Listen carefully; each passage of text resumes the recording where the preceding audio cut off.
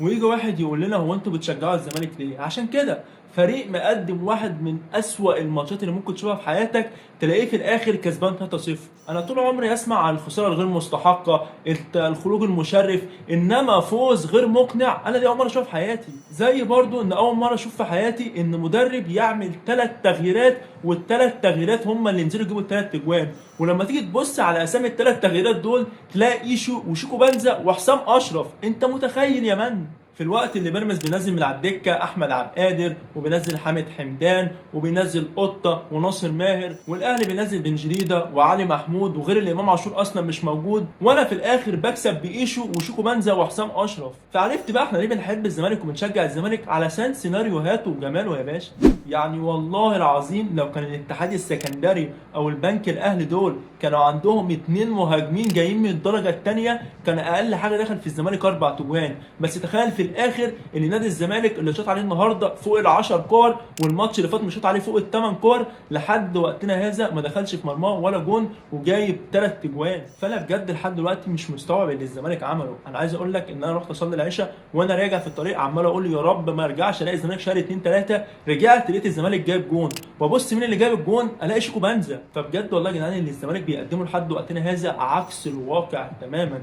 فريق كل حاجه فيه تقول اللي هو هينهار، فريق ما عندوش لعيبه، فريق ما بيعملش فتره اعداد، فريق المهاجم الاساسي بتاعه ناصر منسي اللي مش قادر يجري. هو انا اصلا مش كلمتك الحلقه اللي فاتت وقلت لك يا عم ناصر منسي في هجمه في الماتش الجاي تبقى مرتده تلحق تتحرك من دلوقتي؟ ما اتحركتش ليه؟ كل هجمه مرتده الكره بتوصل لحارس المرمى وتترد علينا وانت لسه بتبقى بتعدي خط نص الملعب. يا اسطى يا اسطى ده حسام اشرف نزل ربع ساعه جاب جون بارتقاء ولا اروع، وعمل اسيست كمان، وانت لعبت لحد دلوقتي فوق ال 150 دقيقه ما شفتش شوط على الجون. فبجد والله يا عم ناصر منسي انت لازم تراجع نفسك. اوعى يغرك ان الزمالك ما واقف له القيد ومش عارف يجيب لعيبه. لا الزمالك عنده مهاجمين، عنده عداي الدباغ هيلعب وممكن يقعدك، عنده واحد زي حسام اشرف بعد الجون ده هيلعب الماتش الجاي اساسي ويقعدك، عنده واحد زي عمرو ناصر لو رجع ممكن يقعدك، وممكن كمان الزمالك يفك القيد في يناير ويجيب مهاجم ويقعدك ويمشيك.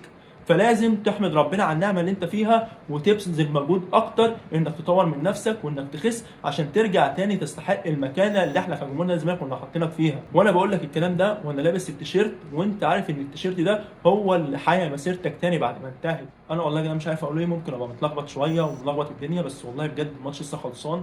واللي حصل في الماتش كان غريب وعجيب، يعني مش فاهم يعني احنا حلوين ولا وحشين ولا احنا ايه؟ انا مش فاهم. خط الدفاع ده اللي ازاي لحد دلوقتي ما دخلش فيه ولا جون، خط الهجوم ده ازاي بجيب 3 اجوان، انا مش فاهم اي حاجه.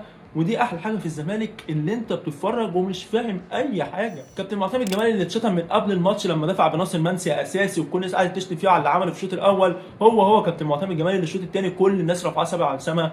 فانا مش فاهم والله انا ما فاهم، بس كل اللي انا فاهمه ان انا مبسوط جدا بتشجيعي لنادي الزمالك، وان شاء الله الفوز ده يديك ثقه وتبني عليه ان شاء الله للماتش الجاي وتكسب وترجع نفسك تاني وترجع الثقه تاني، وان شاء الله ما نحصلش اي تعثر تاني لنادي الزمالك. وزي ما المعلق كان بيقول لك في الماتش يقول لك ايه، نادي الزمالك لسه في فتره البري سيزون، ودي حقيقه فعلا. باين ان في لعيبه مرهقه بدنيا، باين اللعيبه مش جاهزه ذهنيا، بس اللعيبه دي ان شاء الله لو مسكت فورمه وان شاء الله قدرت تفك القيد في يناير ممكن تقدر تجيب صفقات تقوي الفريق على امل انك تنافس على الدوري او دوري ابطال افريقيا. اكيد مش ماتش اللي هنحكم بيه، اكيد مش ماتش اللي هنبني عليه احلامنا، بس انا واثق ان الماتش ده هنقدر نبني عليه ان شاء الله لحاجه احلى جايه باذن الله مع نادي الزمالك. بس عايز اقول لك حاجه قبل ما ايه رايك في كعب رجل واد محمد السيد؟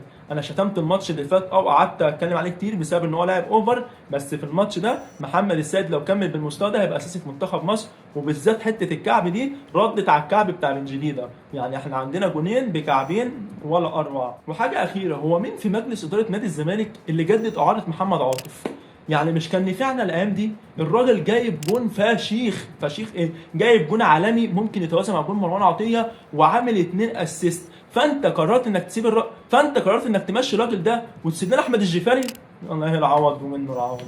بس مش عايزين سلبيات خالص، احنا كسبانين. اشوفك الماتش الجاي كسبان باذن الله يا زمالك.